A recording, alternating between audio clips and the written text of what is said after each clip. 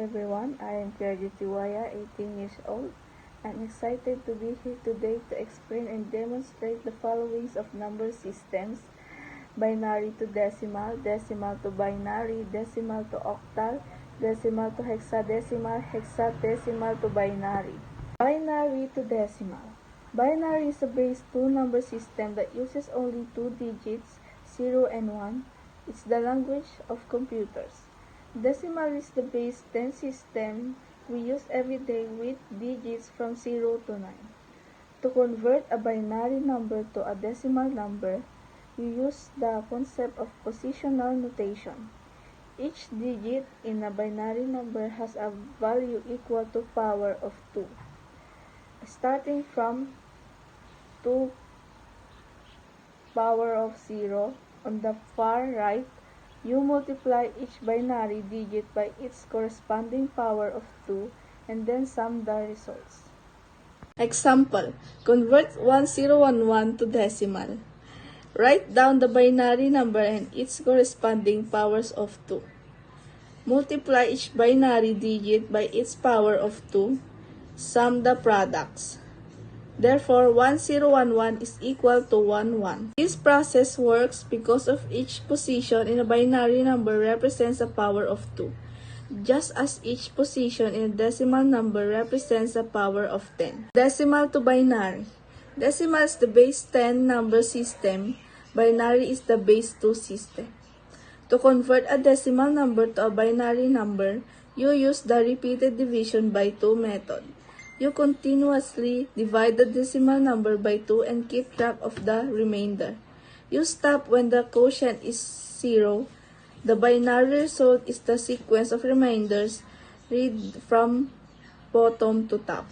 Example: convert to binary. Divide the decimal number by 2 and note the remainders. Read the remainders from the bottom up. This method works because each remainder in the division process corresponds to a specific power of 2 needed to form the original number. The first remainder is the second to the power of 0 digit, the next is the second to the power of 1 digit, and so on. Decimal to octal. Decimal is the base 10 system. Octal is a base 8 number system that uses digits from 0 to 7. To convert a decimal number to octal, you use the repeated division by 8 method. You divide the decimal number by 8 and record the remainder. You continue this process until the quotient is 0. The octal result is the sequence of remainders. Read from bottom to top. Example: convert 75 to octal. Divide the decimal number by 8 and note the remainder. Read the remainders from the bottom up. Therefore, 75 power 10 is equal to 1138. This works for the same reason as the decimal to binary conversion. Each remainder represents a coefficient of a power of the new base, in this case 8. Decimal to hexadecimal. Decimal is the base 10 system. Hexadecimal is a base 16 number system. It uses the digits 0 to 9 and the letters A to F to represent values from 10 to 15. To convert a decimal number to hexadecimal, you use the repeated division by 16 method. You divide the decimal number by 16, note the remainder, and continue until the quotient is 0. The hexadecimal result is the sequence of remainders. Read from the bottom to top.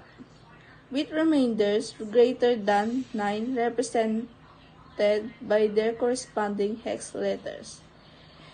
A equals 10, B equals 11, C equals 12, D equals 13, E equals 14, F equals 15. Example: convert 4710 to hexadecimal. Divide the decimal number by 16 and note the remainder. Read the remainders from the bottom up. The process is identical to the decimal to binary and decimal to octal conversions, but with a new base 16 and a new set of symbols for remainders greater than 9. Hexadecimal to binary. Hexadecimal is a base 16 system. Binary is a base 2 system. To convert a hexadecimal number to binary, you convert each hex digits into its 4-bit binary equivalent. This is a straightforward process because 16 is a power of 2, which is 2 power of 4. Each hex digit can be represented by exactly 4 binary digits. Example, convert 45 to 16 to binary. Identify the binary equivalent of each hex digit and combine the 4-bit binary numbers. This method is efficient because each hexadecimal digit can be directly mapped to a 4-bit binary sequence, making it a simple substitution rather than a complex calculation.